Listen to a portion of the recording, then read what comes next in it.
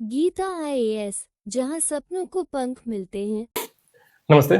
देखते हैं आज क्लास 72 है एथिक्स का। तो आगे बढ़ते हैं। गुड लॉ बैड लॉ वगैरह हो गया था, अब आगे देखते हैं। देखिए, एथिकल डाउट अबाउट लॉ मतलब क्या? कानून को लेकर नैतिक चिंता। कोई कानून बन जाता है, लीगल है, लेकिन सवाल ये उठता है, नैतिक संदेह, एथिकल डाउट ये होता है, क्या वो कानून जो बना है क्या वो सच में सही भी है कि नहीं? इस तरीके का सवाल मन में उठना, ठीक है, उसको बोलते हैं एथिकल डाउट। एथिकल डाउट कि कोई कानून बना हुआ है, ठीक है, मन में ये सवाल आना, क्या ये कानून बना तो है, लेकिन क्या ये कानून सही भी है या नहीं सही है, ठीक है, रॉन्ग है, राइट है, इस तरीके का मन में संदेह पैदा होना, यह है एथिकल डाउट, ठीक है। तो जो कुछ कानूनी है वो सही भी है, इस तरीके का मन में सवाल उठना कब होता है? ये देखिए, एथिकल डाउट कब उठता है?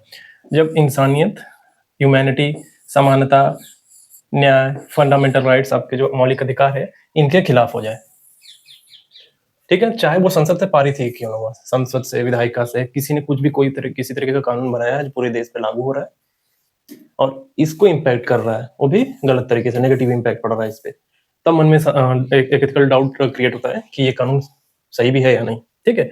जब ये सब इम्पैक्ट पड़े आपकी ह्यूमैनिटी पे, इक्वालिटी पे, जस्टिस पे, फंडामेंटल राइट्स पे, इन सब पे, ठीक है। फॉर एग्जाम्पल सती प्रथा पहले चलता था खूब, तो जब पहले चलता था तो समाज में काफी प्रचलित था ये सारी चीजें, तो कानून इसे रोकता नहीं था, उस समय के जो कानून चलते थे उसको इसको रोकते नहीं थे। तो नैतिक संदेह कब उपरा इसमें? महिलाओं को जिंदा जलाना। तो मन में लोगों के सवाल आने लगा कि ये सही भी है या गलत। एक समय के बाद जब थोड़ा सा चेंज आने लगता है, जैसे उस वक्त राजा राम मोहन राय इसके लिए चिल्ला रहे थे, तो लोगों के मन में आने लगा, एक नैतिक संदेह क्रिएट हो गया, ठीक है, कि महिलाओं को जलाना सही भी है या गलत, एक नैतिक संदेह था। तो बाद में हुआ क्या, राजा Ram Mohan Roy, Lord William Bentinck ने 18 मिल के पहल किया, उसके बाद 1829 में सती प्रथा कानून का उन्मूलन हो गया, बंद कर दिया गया, खत्म कर दिया गया, ठीक है।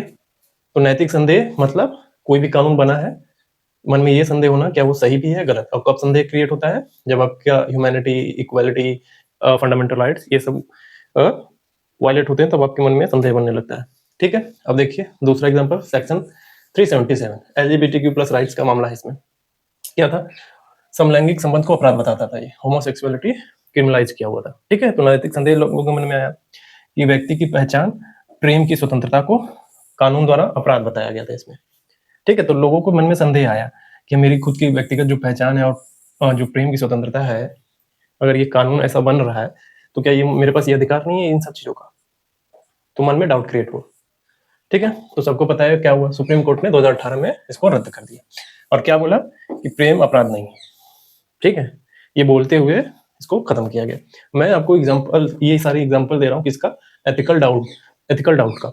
जब कोई कानून बनता है, मन में एथिकल डाउट क्रिएट होता है। कैसे क्रिएट होता है? जब कुछ चीजों का, आपके अधिकारों का हनन होता है, ठीक है, फिर उसको आप चैलेंज करते हैं। तो ये उस सबका एग्जाम्पल दे रहे हैं कि मन में संदेह बन रहा है, क्या कोई कानून जो बना है क्या सच में वो सही है, क्या वो गलत है, इस तरीके का संदेह क्रिएट हुआ मन में, ठीक है। अब देखिए, AFSPA, arm forces special power act, इसको लेकर क्या था, क्या है इसमें? सेना क्या है, कुछ क्षेत्रों में इनको विशेष अधिकार था। जो आर्म फोर्सेस थे उनको कुछ एरिया में, नॉर्थ ईस्ट में, कश्मीर की तरफ, कश्मीर वैली की तरफ, इनको कुछ स्पेशल पावर दिए गए थे, एक तरह की इम्यूनिटी बोल सकते हैं, दिया गया था। देखिए नैतिक संदेह कैसे क्रिएट हुआ इनके कानून की वजह से, कि फंडामेंटल राइट्स जो है, इस कानून की वजह से सिटीजन्स के फंडामेंटल राइट का हनन हो रहा है। कैसे? बिना वारंट की गिरफ्तारी कर सकते हैं, किसी को भी गोली मार सकते हैं, गोली मारने की छूट दी गई, इस तरीके की इम्यूनिटी मिली हुई है अफस्पा में, ठीक है। एक केस हुआ, कौन सा केस? मनोरमा देवी केस, मणिपुर में हुआ था, इनकी हत्या हुई थी, गोली मार दिया गया था, ठीक है। तो मणिपुर में क्या हुआ, भारी विरोध हो गया, मामला सुप्रीम कोर्ट गया। सब कुछ होने के बाद सुप्रीम कोर्ट ने क्या बोला? Immunity does not mean इम्प्यूटी।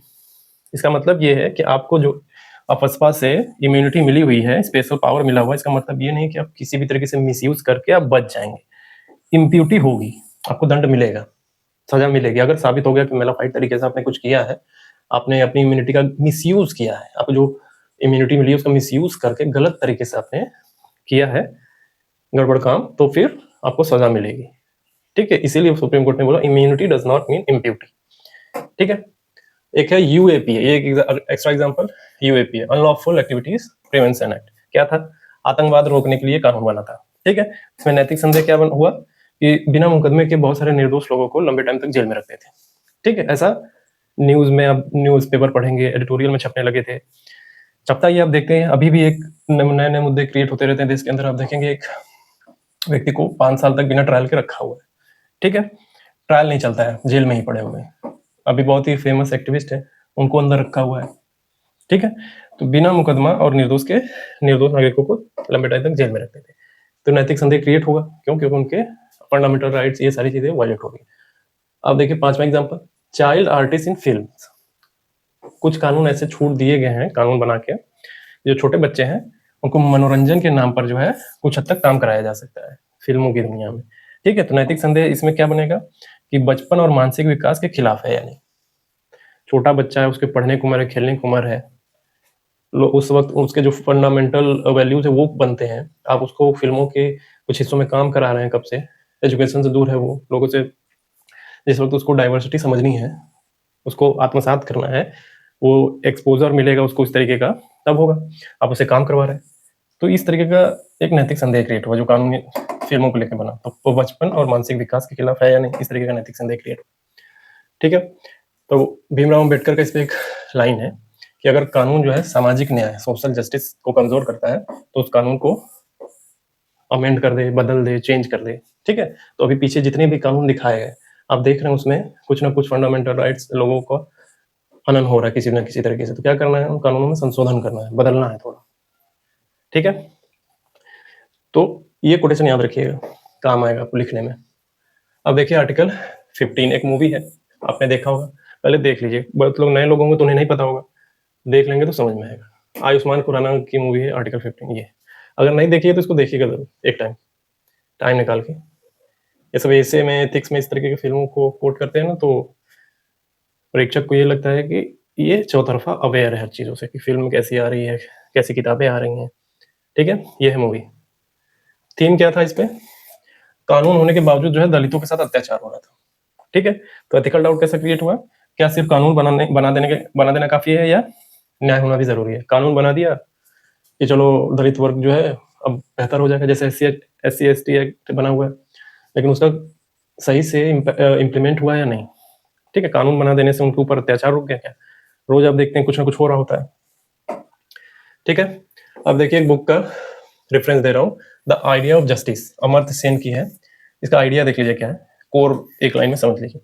Justice का मतलब सिर्फ यहाँ पे वर्ड है जस्टिस, न्याय का मतलब सिर्फ कानून का पालन नहीं, बल्कि रियल इम्पैक्ट और एथिकल फेयरनेस भी है।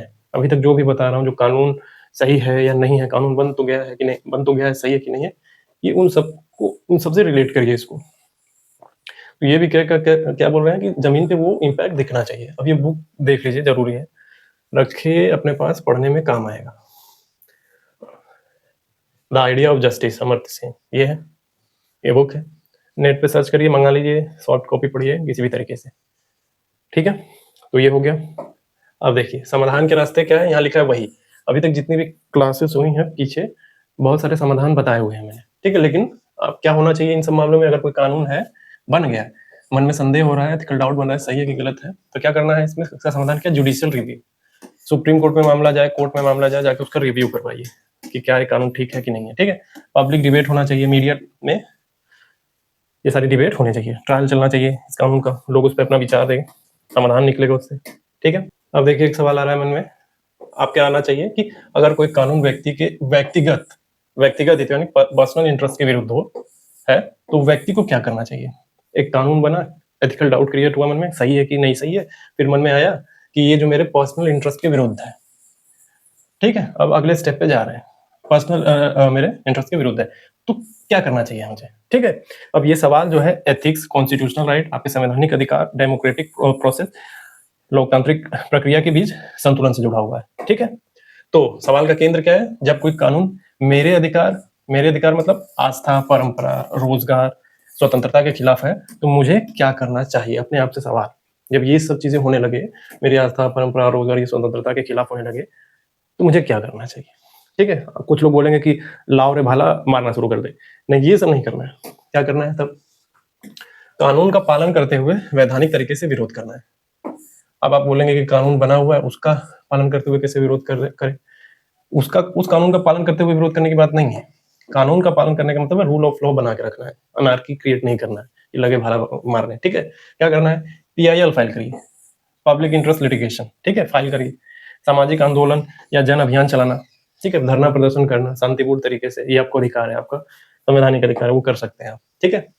आपका संसद में प्रतिनिधियों के माध्यम से कानून बदलवाने की कोशिश करें। आपने किसी को चुना होगा, आप एक पर्टिकुलर एरिया में हो, किसी को चुना होगा, इकट्ठा होइए, जाइए इसके पास और बोलिए ये मामला गड़बड़ है, हमारी बात जो है संसद में उठाओ, ठीक है। इस वक्त क्या है, एक राघव चड्ढा है आम आदमी पार्टी के, क्या कर रहे हैं, वो जनता की मूलभूत बातें जो है, फंडामेंटल जो इश्यूज है वो उठा रहे हैं, ठीक है, देश के अभी मामला उठा रहे हैं। अब इनके जैसा हर एमपी हो जाए, ये राज्यसभा से है, तो इनके जैसा हर कोई एमपी एक एक करके अपना मुद्दे उठाना शुरू करे राज्यसभा या लोकसभा में, तो मामला बेहतर होगा। तो इस तरीके की बात हो कि ऐसा एमपी हो, एमएलए हो कि हमारी बातें उठाए, तो आपको क्या करना है, अपने प्रतिनिधियों के पास जाना है, इकट्ठा होके उसको बुलाना है, क्या करके कॉलर खींच लेना है, नहीं, उसको बोलना है आराम से कि देखिए भाई साहब, हमने आपको चुना है, हमारी ये समस्या है, ये कानून है, इसको आप हमारी बात रखिए संसद में या विधानसभा में, ठीक है।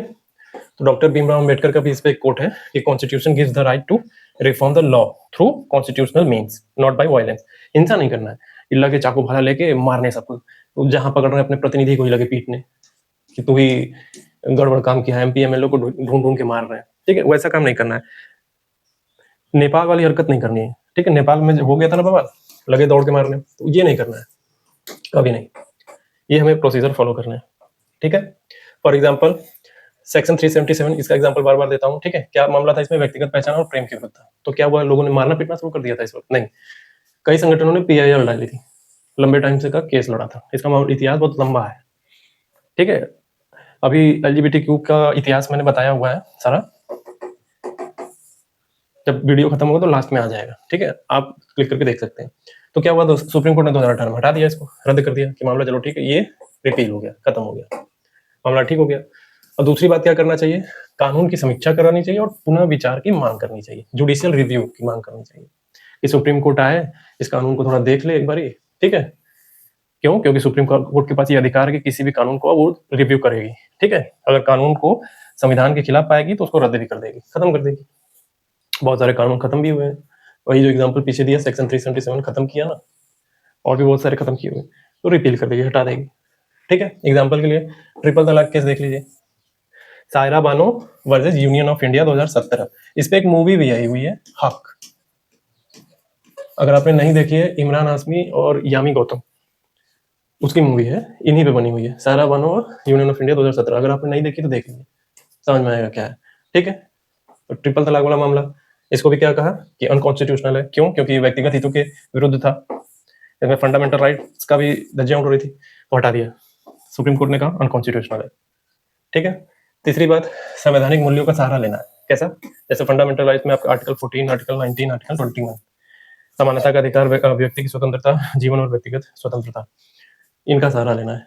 कोई भी कानून बनेगा तो पक्का है कि आप किसी न किसी कोई ना कोई फंडामेंटल राइट्स का हनन हो रहा होगा, आप जाइए बस इसी का सहारा लेके, इन्हीं सबका, सीधा किसी वकील को पकड़िए, हाई कोर्ट या सुप्रीम कोर्ट जा सकते हैं, पहुंच जाइए लेके, ठीक है, ये रास्ता है।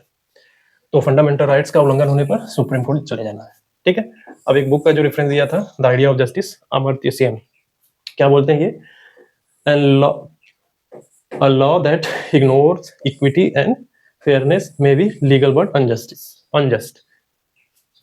कोई भी लॉ बन गया है, अगर वो समानता को, फेयरनेस को इग्नोर कर रहा है, भले वो कानून बन गया है, लेकिन वो अन्याय, जस्टिस नहीं है, एक तरह का अन्याय है, ठीक है। तो सुप्रीम कोर्ट ने भी कुछ बोला है इस पे, क्या बोला है, केशवानंद भारती केस याद करिए, 1973 में उस समय बोला था, क्या बोला था, हर कानून न्यायपूर्ण हो यह आवश्यक नहीं, ठीक है, परंतु हर अन्यायपूर्ण कानून को जनता चुपचाप मान ले यह भी आवश्यक नहीं। मतलब आपने कोई कानून बना दिया तो जनता चुपचाप मान ले, ये नहीं होगा, तुरंत बैकफायर करेगा, अगर उसके कोई फंडामेंटल राइट गए या उसको दिक्कत हुई तो बैकफायर करेगा, और सुप्रीम कोर्ट जंप करके आ जाएगा कि हम हैं, चिंता मत करिए, ठीक है। सेकेंड एआरसी में भी कुछ बोला है, एडमिनिस्ट्रेटिव रिफॉर्म्स कमीशन, एआरसी का फुल फॉर्म, कई लोग को लग सकता है इसका क्या फुल फॉर्म है, तो ये है।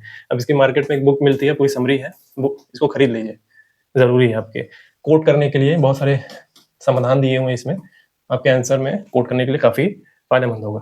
क्या बोला है इन्होंने, क्या बोला है, जनहित के खिलाफ बनाए गए कानूनों के लोक संवाद, पारदर्शिता और समीक्षा के जरिए बदला जाए। कोई कानून बना है, पब्लिक इंटरेस्ट पर्सनल इंटरेस्ट के विरुद्ध है, तो क्या करना है, ये सब रास्ते अपनाने हैं। सारा मैकेनिज्म दिया हुआ है, ये सब करना है, ठीक है।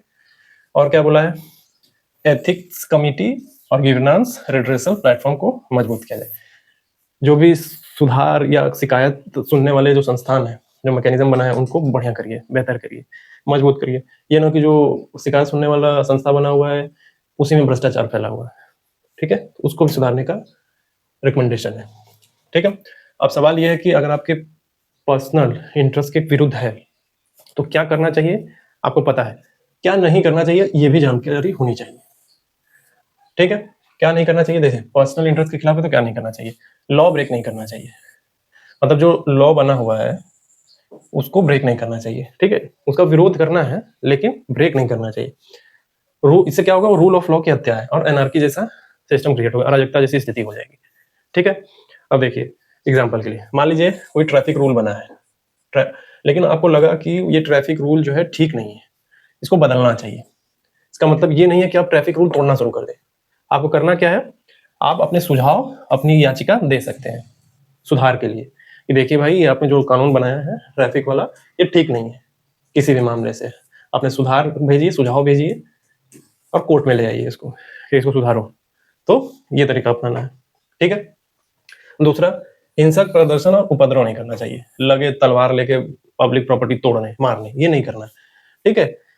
हिंसा नहीं करनी है, गुस्से में आ गए हिंसा करने लगे, सरकारी संपत्ति तोड़ दिए, नुकसान हो गया। सरकारी संपत्ति किसकी है, अपनी ही है, अपनी टैक्स के पैसों से बनी हुई है, अपनी ही चीजें तोड़ रहे हैं अपने हाथ से, तो क्या होगा, गवर्नमेंट जब सब कुछ शांत होगा गवर्नमेंट आप ही से वसूल लेगी किसी न किसी तरीके से। तो ये नहीं करना, इससे होता क्या है, सिविल सोसाइटी की जो वैल्यूज है ये उसके खिलाफ है, ये सब मत करिए, खराब हो जाएगा, ठीक है। फॉर एग्जाम्पल फार्म लॉ बना था, 3 किसान बिल जो आए थे, क्या हुआ था, कुछ जगह पे हिंसा देखी गई थी, तो जनता के विरोध की वैधता पर सवाल उठ गया कि जनता जो विरोध कर रही है, क्या उसने लीगल तरीका अपनाया, जो कॉन्स्टिट्यूशनल राइट्स मिले थे उसके अंडर किया, जनता पे ही सवाल खड़ा हो गया। ऐसा ना हो, ठीक है, तो ये सब मत करिए। और क्या नहीं करना है, नफरत फैलाना और धर्म जाति के नाम पर भड़काना नहीं चाहिए, लगे धर्म और जाति का राजनीति करने हर तरीके का, वो सब नहीं करना। और क्या करना है, फेक न्यूज नहीं फैलानी है, बहुत ही फेमस वर्ड है व्हाट्सएप यूनिवर्सिटी, ये सब मत करिए, फेक न्यूज झूठी अफवाहें फैला के नुकसान मत करिए, बहुतों की जान चली गई है इन सब चीजों से। और क्या करना नहीं करना है, सुप्रीम कोर्ट और संवैधानिक संस्थाओं का अपमान नहीं करना चाहिए, जैसे कोर्ट हो गया, इलेक्शन कमीशन हो गया, ठीक है। क्यों नहीं करना चाहिए, देखिए अब इलेक्शन कमीशन है बना हुआ है, अब हो सकता है इलेक्शन कमीशन का जो चीफ है मेन, वो बंदा केवल उसमें कुछ खोट हो, लेकिन आसपास के और भी कर्मचारी उसमें बेहतर काम कर रहे हैं, अच्छे से काम कर रहे हैं। अब आप इलेक्शन जब कमीशन बोलते हैं तो पूरे लोगों को बोल देते हैं, अब जो अंदर बैठे हुए कुछ लोग, उनको भी एक चोट हो सब चोर वाला मामला बन जाता है। तो ये मत करिए, एक ने किया है उसी को टारगेट करना है, ठीक है। टारगेट करना कि मतलब मार नहीं देना है उसको, लीगल प्रोसेस के थ्रू हटाना है, ठीक है। सुप्रीम कोर्ट में कोई गड़बड़ किया, एक ने किया, आपने पूरा सुप्रीम कोर्ट ही बोल दिया, नहीं, एक ने किया उसको टारगेट करिए, उसका मैकेनिज्म बना हुआ है, महाभियोग वगैरह हटेंगे, ठीक है। तो ये नहीं करना है, ये संवैधानिक संस्थाओं को लगे अपमान करने, वो मत करिए। वैधानिक सुधार की मांग होगी कि सुधार करने की जरूरत है, ठीक है। अब एक मूवी जो है, फिल्म जो है टीवी पे एक बार आई, ऐसी मूवी जो है बार बार दिखाते नहीं है, दिखाना चाहिए। सूर्यवंशम मूवी आपको याद हो गया होगा, पहली पीढ़ी, दूसरी पीढ़ी, तीसरी पीढ़ी, सारी पीढ़ियां याद हो चुकी होंगी आपको, लेकिन इस मूवी को बहुत ही लोग भूल गए, या फिर कह सकते हैं दिमाग में बहुतों की छाप छूटी हुई है। जैसे मेरे तो मुझे याद है, मैं तो हर महीने या 2 महीने पे एक बार इसको देख लेता हूँ, बार बार देखता हूँ, मन नहीं भरता ना, बहुत शानदार मूवी है। जय भीम 2021 में आई थी। इसमें क्या दिखाया, इसमें लीगल प्रोसीजर दिखाया, कोई भी किसी के साथ अन्याय हुआ, डंडा लेके मारने नहीं पहुंच गया, ठीक है। क्या हुआ, पहला ही सीन जब आता है, क्या होता है, वो आप देखेंगे धरना प्रदर्शन कर रहे होते हैं बैठ के, जो कुछ वकील होते हैं वहां पे प्रदर्शन कर रहे होते हैं। फिर जब जो दलित समुदाय था, जो आदिवासी समुदाय था, उसके साथ गड़बड़ होता है तो क्या कहता है, लीगल प्रोसीजर पूरा फॉलो करते हैं, ठीक है। ये दिखाया गया है फिल्म में, कोई चाकू भाला लेके मारने नहीं निकलेंगे, ठीक है। अब देखिए, अब उसमें जो था मेन, जो वकील जो उसका केस लड़ रहा था, वो भी कहीं भी कुछ भी होता था तो धरना प्रदर्शन करता था, मंच लगाता था और लोगों को इकट्ठा करके प्रदर्शन करता था हर जगह, ठीक है। कॉन्स्टिट्यूशनल राइट था उसका। अब देखिए फिल्म देख लीजिए, फिल्म का सीन देख लेंगे, चेहरा तो याद रहेगा। कई लोग नए होंगे तो उन्हें नहीं पता होगा ये मूवी है। जब भी लगे कि आप सुप्रीम वो हो गए हैं, सुपरियरिटी कॉम्प्लेक्स आपके अंदर आने लगा है, बहुत ज्यादा सुप्रीम होने लगे हैं, तो ऐसी फिल्में देख लीजिए। आपका जो जो आपका जो नार्सिज्म है ना, वो बहुत नार्सिस्टिक होने लगेंगे, जमीन पे आ जाएंगे, धरती पे ग्राउंड रियलिटी से जुड़ जाएंगे। तो ये इस तरीके की फिल्में महीने में 1-2 बार देख लेनी चाहिए, ताकि दिमाग दिमाग ठिकाने पे रहे आपका। ठीक है, अब देखिए क्या प्रश्न आता है। अभी क्या क्या प्रश्न आ गया। एथिकल डाउट हो गया।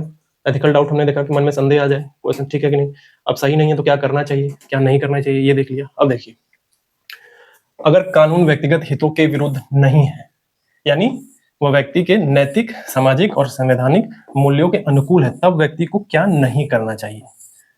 मतलब कानून ठीक है, सब कुछ बेहतर है, आपके लिए ही है, तब क्या नहीं करना चाहिए। ठीक है, मिसयूज ऑफ लॉ, ये नहीं करना है। किसी के लिए वो बना ना, डोमेस्टिक वायलेंस वाला कानून बना हुआ है, तो डोमेस्टिक वायलेंस का मिसयूज कर देते हैं लोग, कि परिवार को ही फंसाने लग जाते हैं। ये सब मत करिए। ठीक है, जैसे दूसरा एक और एग्जांपल लीजिए, आरटीआई बना हुआ है, तो कई लोग क्या करते हैं, आरटीआई ऐसे ना, तो यूपीएससी में बहुत सारे लोग, यूपीएससी, एसएससी, पीएससी में एग्जाम कैसे देते हैं, चलो यार एक बार दे के देख लेते हैं, इस मूड में फॉर्म भर देते हैं। इसी तरीके से आरटीआई नया कानून बना है, ठीक है, कानून बन गया, तो लोग कुछ कहते हैं यार कुछ भेज के देखते हैं काम कैसे करता है ना, मांग के देखते हैं, मतलब जिस उद्देश्य के लिए बना है उस उद्देश्य को फुलफिल नहीं कर रहे हैं लोग, चलो करके देख लेते हैं। इससे क्या होता है, अधिकारी, अब जो अफसर होते हैं परेशान हो जाते हैं। ये सब मत करिए, मिसयूज मत करिए इसका। आरटीआई है, अगर आपको लगता है कि आरटीआई से कुछ मुझे इन्फॉर्मेशन लेनी है और उसको लंबे टाइम, मतलब एक तरीके से पूरा जो शुरू किया है अंत तक ले जाना है, तो उसी मकसद से आरटीआई लगानी चाहिए। जब नहीं है कोई उद्देश्य तो फालतू में क्यों परेशान कर रहे हैं, कागज खराब कर रहे हैं, तो ये सब नहीं करें। मिसयूज ऑफ लॉ ये नहीं होना चाहिए। दूसरा क्या है, forcing law on others without empathy. कोई कानून बना है, ठीक है, उसको लागू कर रहे हैं, जबरदस्ती फोर्स कर रहे हैं किसी पे, सही है, फोर्स कर रहे हैं। फॉर एग्जाम्पल, मान लीजिए कोई धार्मिक स्वतंत्रता के कानून को लेकर किसी और के पूजा पाठ में टांग अड़ाने लगे, ठीक है, ये एग्जाम्पल, विदाउट इम्पैथी, बिना इम्पैथी के आपका धार्मिक स्वतंत्रता एक मुद्दा पकड़ा और दूसरे के, आपका पद्धति अलग है और दूसरे की पूजा पद्धति में आप लगे टांग अड़ाने, ये मिसयूज ऑफ लॉ है। कानून ठीक है, ठीक है, आपको क्या नहीं करना है, ये सब नहीं करना है। कानून ठीक है, सामाजिक, संवैधानिक, सभी तरीके से सब कुछ ठीक है, तब क्या नहीं करना है वो बता रहे हैं। तो कानून को हल्के में नहीं लेना है। दूसरा क्या, कानून बन गया है, कानून में जो शब्दतः लिखा हुआ है उसको रट लिया पूरा, ठीक है, और लगे अब इम्प्लीमेंट कर रहे हैं कि अब तो कानून बन गया, सब कुछ ठीक है, अब तो हम रट लिए हैं, सब ठीक है। कुछ नहीं, इसका कानून भले बन गया है, सही बन गया हो, सब कुछ ठीक हो, लेकिन मंथन करना है, इस पर विचार विमर्श करिए। अगर बना है, ठीक बना है, चलो ठीक है, अब बैठ के लोगों से, अपने दोस्तों के बीच में मंथन करिए, ठीक है, क्या क्या इसका इम्पैक्ट पड़ेगा, ये सारा मंथन होता है। ठीक बना है तो भी मंथन करिए, ये नहीं कि लगे भक्त बन गए, रट के बैठ गए। चौथा, कानून की आड़ में अनैतिकता। कोई कानून जो बेहतर है, सब कुछ बेहतर है, बन गया है, उसकी आड़ में अनैतिक हरकतें करना, जैसे किसी नियम का पालन करते हुए परोक्ष रूप से भ्रष्टाचार करने लग गए। कानून तो नैतिक बना, सब कुछ नैतिक बना, लेकिन इसका मिसयूज करके लगे भ्रष्टाचार करने, ये नहीं करना है। ठीक है, जैसे ऑफिस टाइम में उपस्थित होना, ऑफिस का टाइम है, इस पर्टिकुलर टाइम पे आना है, आप पहुंच गए, टाइम पे पहुंच गए, पहुंच तो गए लेकिन काम ही नहीं कर रहे हैं, इधर उधर कर रहे हो, ऑफिस टाइम में मॉनिटर खोल के गेम खेल रहे हैं, मारियो खेल रहे हैं, टू टू टू टू करके, तो ये सब नहीं करना है। ठीक है, पांचवा, कानून की आलोचना बिना समझे, ये बहुत होता है। कानून बना, बिना पढ़े लिखे आप जो है कानून को समझे बिना पहुंच के क्रिटिसाइज कर रहे हैं, भीड़ उमड़ पड़ी, धरते पूरा कह सकते हैं डीएम ऑफिस के सामने भीड़ लगी हुई है। आधी जनता ऐसी है जिसको कानून के बारे में पता नहीं है, बस सपोर्टर के रूप में चले आए हैं, जो आगे उसको लीड कर रहा होता है उसको भी आधा अधूरा ज्ञान है।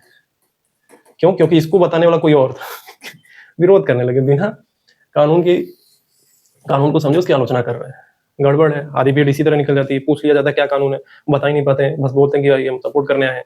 ठीक है, मान लीजिए एक्स कोई पॉलिटिकल पार्टी है, वाई कोई पॉलिटिकल पार्टी है, दोनों एक दूसरे के विरोधी हैं, इसने कोई कानून बनाया, बेहतर बनाया, अब इसके सपोर्टर जो है सब जंप कर गए इस पे, कानून लागू हुआ, लगे विरोध करने। अब डीएम ऑफिस में, डीएम को जिम्मेदारी है लागू करवाने का, अब डीएम ऑफिस घेर लिया।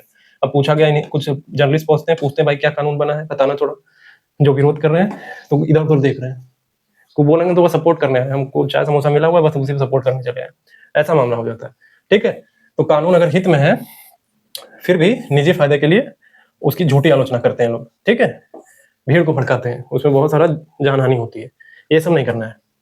ठीक है, तो अब चलते हैं आगे। अब देखिए, अगर कोई कानून अनैतिक यानी अनएथिकल हो तो व्यक्ति और एक सिविल सर्वेंट को क्या करना चाहिए। अभी तक हम देख चुके हैं कि व्यक्ति को क्या करना चाहिए, लेकिन मैं चलते-चलते एक हिंट दूँगा कि व्यक्ति को क्या करना चाहिए। जो पीछे सब बताया वही, एक सिटीज़न को क्या करना चाहिए, ठीक है? और एक सिविल सर्वेंट को क्या करना चाहिए। सिविल सर्वेंट भी सिटीज़न ही होता है, लेकिन एक संस्था से जुड़ने के बाद इसको एक code of conduct, code of ethics follow करना पड़ता है अलग से। तो क्या करना चाहिए? तो देखिए, एक व्यक्ति को पहले क्या करना चाहिए? पहला तो ये है कि जो कानून बना है, उसके बारे में वो अच्छे से जानता है, पूरी समझ हो उस कानून की, ठीक है? लॉ की पूरी जानकारी होनी चाहिए। जो लॉ बना है, जो इसको लग रहा है कि नहीं ये ठीक नहीं है हमारे लिए, ठीक है? दूसरी बात, सिविल डिसओबीडियंस करना चाहिए, सविनय अवज्ञा यानी शांतिपूर्ण विरोध करना चाहिए।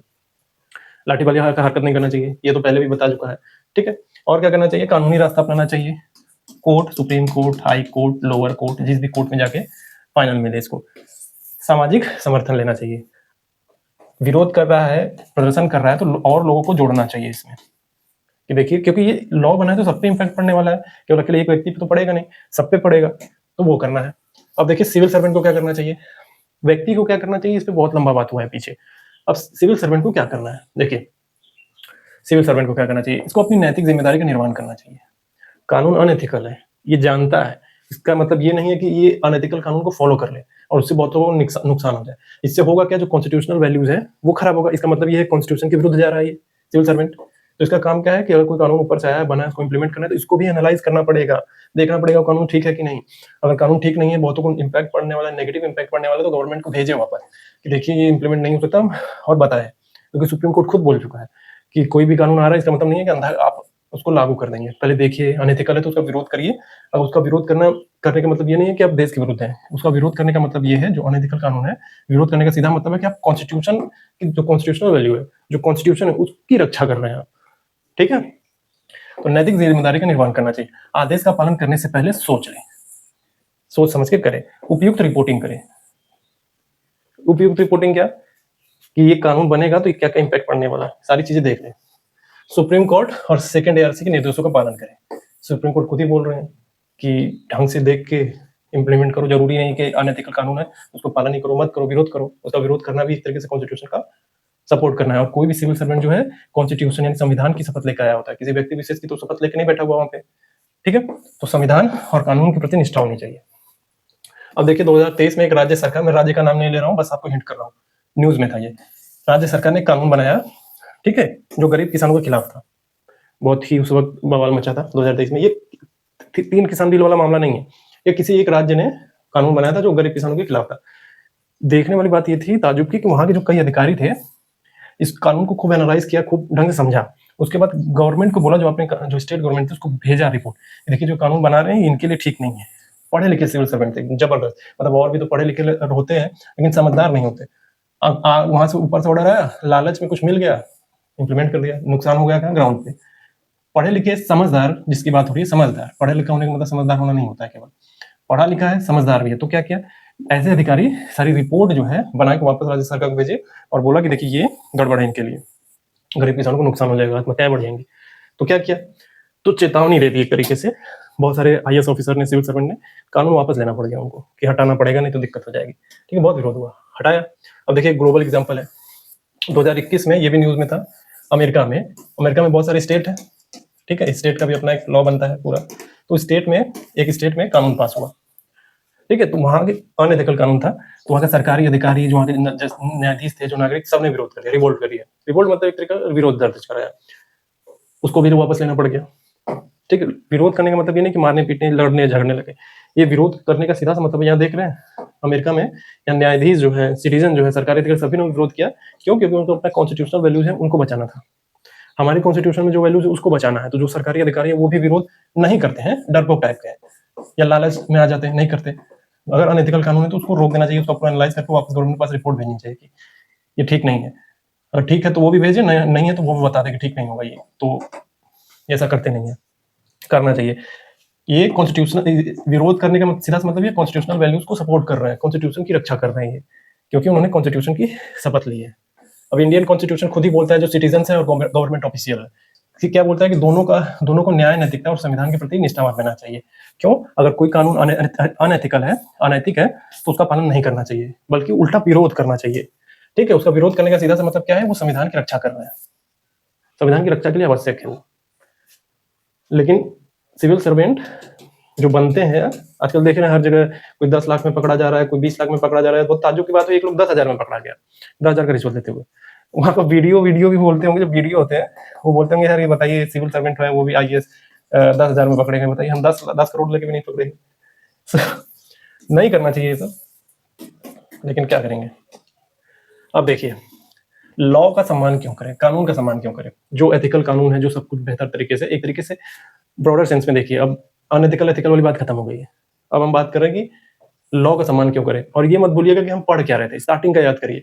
हम एथिकल कंसर्न और एथिकल डिलेमा में अगर हम फंसते हैं तो सोर्स ऑफ गाइड के रूप में लॉ रूल्स रेगुलेशन पढ़ रहे थे, कि लॉ रूल्स और रेगुलेशन हमें कैसे हेल्प करते हैं एथिकल कंसर्न से बाहर निकलने के लिए। ठीक है, हम वो पढ़ रहे थे, तो उसी के क्रम में हम पूरा लॉ रूल्स एंड रेगुलेशन भी आएगा भी, वो उसको देखते हुए, उसकी परिभाषा देखते हुए क्या होता है कैसे होता है सब देख रहे हैं डिटेल में। तो लॉ का सम्मान क्यों करना चाहिए, पहली बात यह है एनार्की यानी अराजकता न फैले, कानून में विश्वास बना रहे, रूल ऑफ लॉ फॉलो होता रहे, इसलिए कानून का सम्मान करना चाहिए। नहीं तो पूरे देश में अराजकता जैसी स्थिति बन जाएगी, जिसका मन होगा जो करना चाहेगा वही करने लगेगा, ये ना हो। इसीलिए लॉ का सम्मान करें। ठीक है, कोई बेहतर लॉ आता है तो उसका सम्मान करें, जो अनएथिकल है उसका विरोध करें। ये करने से आप कॉन्स्टिट्यूशनल वैल्यूज को सपोर्ट कर रहे होते हैं, ये ना कि उसके विरुद्ध हो रहे होते हैं। कई मूर्ख बोल देते हैं कि आप इस कानून का विरोध करें तो आप कॉन्स्टिट्यूशन देश के विरुद्ध है, बल्कि जो विरोध नहीं कर रहा वो देश के विरुद्ध है। ठीक है, दूसरा विधायिका का सम्मान करना चाहिए, लेजिस्लेचर का। क्यों? क्योंकि जनता द्वारा चुनी गई संस्था है, जनहित सुरक्षा और समानता के लिए बनाए जाते हैं। ये एक पर्टिकुलर व्यक्ति से मत जोड़िए, ठीक है, जिसको आपने एक व्यक्ति को चुना है तो उसको गाली दे रहे होंगे, उसको लेजिस्लेचर मत समझिए, एक पूरी संस्था है। ठीक है, एक लेजिस्लेचर क्यों बनाई जाती है, तो लेजिस्लेचर जनता के द्वारा चुनी गई संस्था जनहित सुरक्षा समानता के लिए बनाई जाती है, इसलिए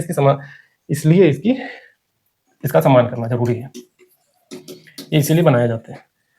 जुडिशरी का क्यों सम्मान करना चाहिए, क्योंकि कानूनों की रक्षा करते हैं, फिर फंडामेंटल राइट्स, कॉन्स्टिट्यूशन का जो है व्याख्या करता है, आपके फंडामेंटल राइट्स यानी मौलिक अधिकार की रक्षा करता है, कानूनों की रक्षा करता है, जुडिशियल रिव्यू करता रहता है, हर तरीके से देखता है, तो इसका सम्मान तो करना चाहिए। एग्जीक्यूटिव कार्यपालिका का सम्मान क्यों करना चाहिए, आपकी पुलिस एडमिनिस्ट्रेशन जितने भी ऑफिसर है सब एग्जीक्यूटिव के पार्ट्स है, तो कार्यपालिका का सम्मान करना चाहिए। अब इस कार्यपालिका में बैठा हुआ एक व्यक्ति कोई गड़बड़ कर देगा तो पूरे कार्यपालिका को तो नहीं गड़बड़ बोलेंगे, इस पर्टिकुलर व्यक्ति के खिलाफ एक्शन होगा। ये संस्था का सम्मान करना चाहिए, क्यों? क्योंकि लॉ को इंप्लीमेंट करने का इन सबका का काम है इनका। ठीक है, अब नेचुरल लॉ यानी मोरल लॉ, इसका भी सम्मान करना चाहिए। ईमानदारी, करुणा, समानता, पर्यावरण के प्रति प्रेम जताने का पूरा काम है। मैंने बोला था ना एक हायरार्की बनाई थी लॉ का, जिसमें नेचुरल लॉ को सबसे टॉप पे रखा गया था। ये पूरा यूनिवर्सल है, हर जगह लागू होता है, बाकी सारी चीजें एक पर्टिकुलर देश क्षेत्र में लागू होता है। नेचुरल लॉ में अगर आप सम्मान करेंगे तो क्या क्या बात आएंगी, पॉल्यूशन नहीं करना चाहिए, वाटर कंजर्वेशन जरूरी है, क्लाइमेट चेंज के बारे में बात करना चाहिए, तो रिस्पेक्ट करना चाहिए। अब देखिए 2022 में यूएन की रिपोर्ट है, क्या कहता है कि अगर पर्यावरण के जो कानून है, इन्वायरमेंटल जो लॉ है, उनका अगर पालन करे, सभी देश करें और ढंग से करें, ईमानदारी से करें, केवल बोले ना, ईमानदारी से करे और व्यवहार में दिखे भी, तो जो क्लाइमेट का जो क्राइसिस है 60% तक रोका जा सकता है। केवल ये इन्वायरमेंटल जो लॉज सभी देशों ने बना रखे हैं अपने, हर पर्टिकुलर ABCD देश ने बना रखा होगा अपना, अगर उसको फॉलो करने लगे तो 60% क्लाइमेट का जो क्राइसिस है अपने आप ही खत्म हो जाएगा। प्लास्टिक का मूवमेंट चल रहा है, मैंग्रोव्स को कंजर्व करने के लिए चल रहा है, ठीक है, बीट प्लास्टिक मूवमेंट, ये सारी चीजें चलती हैं। तो इस सब वाटर को लेकर चल रहा है, एयर को लेकर चल रहा है, सारे मूवमेंट चल रहे हैं, उनका पालन करना, इससे 60% तो मामला ऐसे ही ठीक हो जाएगा। बहुत सारे लोग तो हवा खराब होने की वजह से जितना कमाया मान लीजिए 100 रुपया कमाया तो क्या कम से कम 60 रुपया तो ये हॉस्पिटल में भर देते हैं, 40 रुपया में इनका चलता है सब।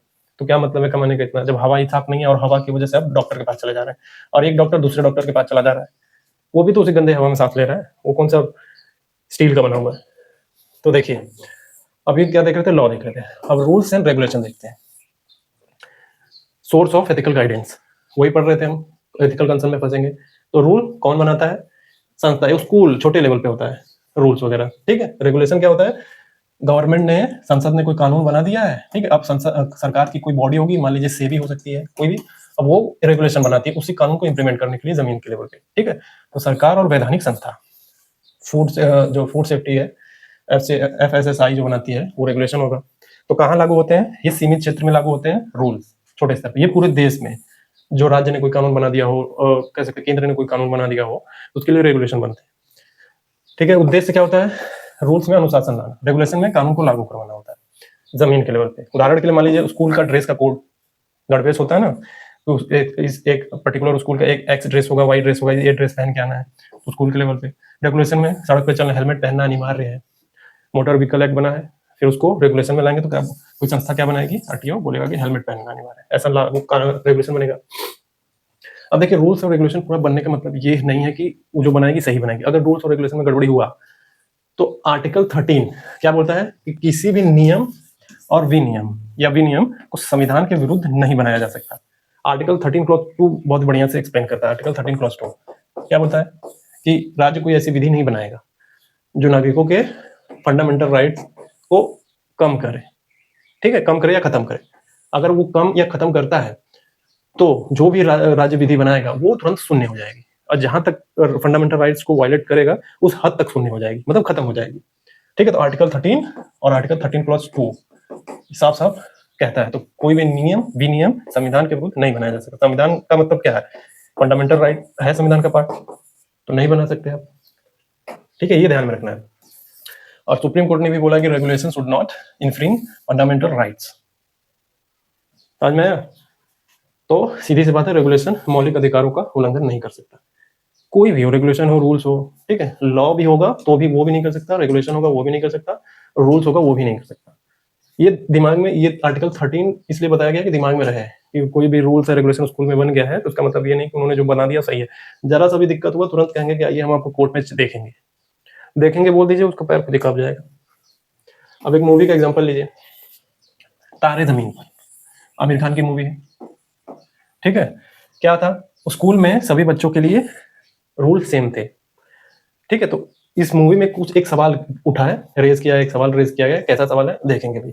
अब देखिए, पहले स्कूल में सारे नियम जो है सेम थे, लेकिन ईशान जो है, इसमें जो ईशान का किरदार था वो डायलेक्सिया से पीड़ित था। डायलेक्सिया में क्या होता है कि पढ़ने लिखने जो कुछ अच्छा होता है ढंग से समझ नहीं आते, पढ़ने लिखने में दिक्कत आती है, तो ईशान डायलेक्सिया में था। तो फिल्म में एक सवाल उठाया, क्या उठाया कि क्या नियम लचीले हो सकते हैं जब बच्चे विशेष परिस्थिति में, स्पेशल चाइल्ड होते हैं ना, तो जो आपने नियम सबके लिए इक्वली बना रखा है, तो क्या इस तरीके के जो बच्चे हैं उनके लिए थोड़ा सा रूल्स में ढिलाई या लचीला किया जा सकता है? तो उसका जवाब है हाँ, किया जा सकता है, बिल्कुल किया जा सकता है, आराम से करिए। ठीक है, ये इस फिल्म में सवाल उठाया था, लेकिन कॉन्स्टिट्यूशन इसका देता है, बिल्कुल आसान जवाब देता है। कॉन्स्टिट्यूशन कहता भी है कि अगर स्पेशल चाइल्ड, आप देखते हैं कुछ लोग नहीं देख सकते बच्चे, तो क्या पढ़ते हैं वो, ब्रेल लिपि पढ़ते हैं ना, ऐसे टच करके पढ़ने वाला काम, तो उनके लिए स्पेशल व्यवस्था की गई है।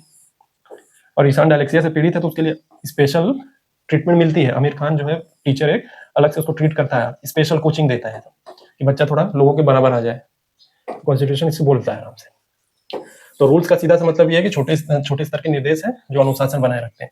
रेगुलेशन क्या है, बड़े स्तर के कानून है, बड़े स्तर पर कानून को लागू करने की वाली विस्तृत निर्देश है। यानी कोई एक्ट बन गया है, अब उसको जमीन पे लागू करना है तो गवर्नमेंट की कोई बॉडी जो है उस एक्ट के को ध्यान में रखते हुए रेगुलेशन बनाएगी ताकि व्यवस्था ढंग से चले। ठीक है, तो रूल्स और रेगुलेशन दोनों जो है समाज और संस्थाओं में न्याय और सुरक्षा और प्रगति के लिए जरूरी है। सीधी सी बात है, कोई दुर्गति के लिए क्यों बनाएगा, प्रगति के लिए ही बनाएगा। तो एग्जांपल के लिए देख लीजिए, रूल्स मतलब क्या है, फॉर एग्जांपल घर के नियम, जैसे टीवी रात के 10 बजे के बाद नहीं देखना है, छोटे स्तर पे है, समझने के लिए बता रहे हैं। और फिर वो रेगुलेशन क्या हो जाएगा, देश के कानून हो जाएंगे कि रात 10 बजे के बाद आपको डीजे नहीं बजाना है, ये गैर कानूनी है।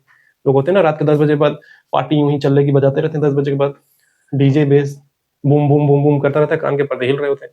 हो सकता है कई बच्चे को बोर्ड्स के एग्जाम हो, कोई कंपटीशन के एग्जाम की तैयारी कर रहा हो, अब रात को 10 बजे आप बूमा बूम किए जा रहे हैं, रात को बच्चे पढ़ रहे हैं, आसपास के लोग तंग हो रहे हैं।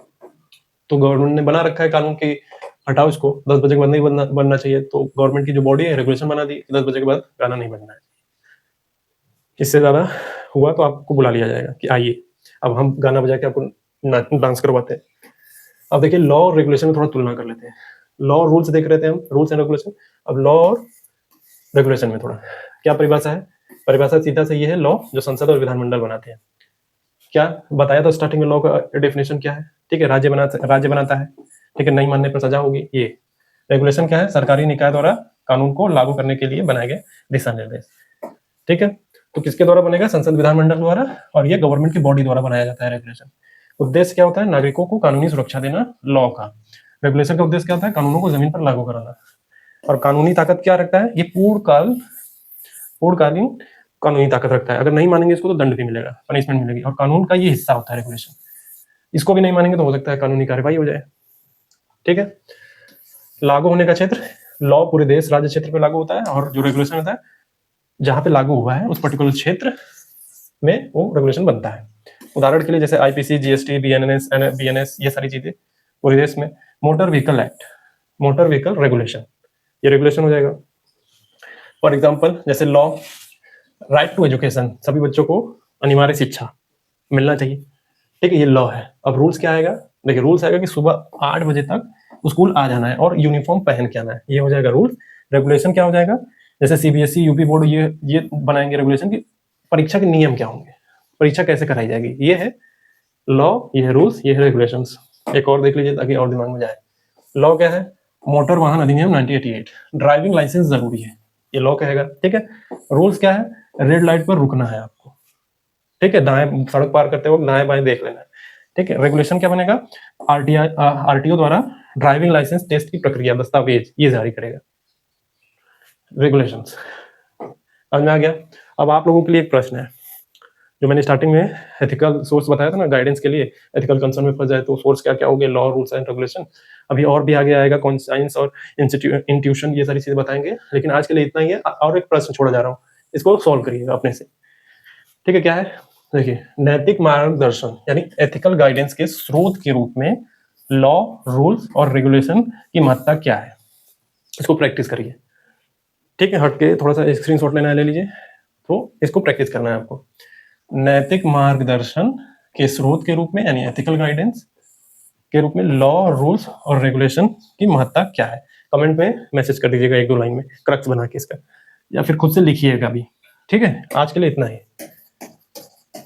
ठीक है, हो गया, आज के लिए इतना ही, मिलेंगे अब कल। Thank you.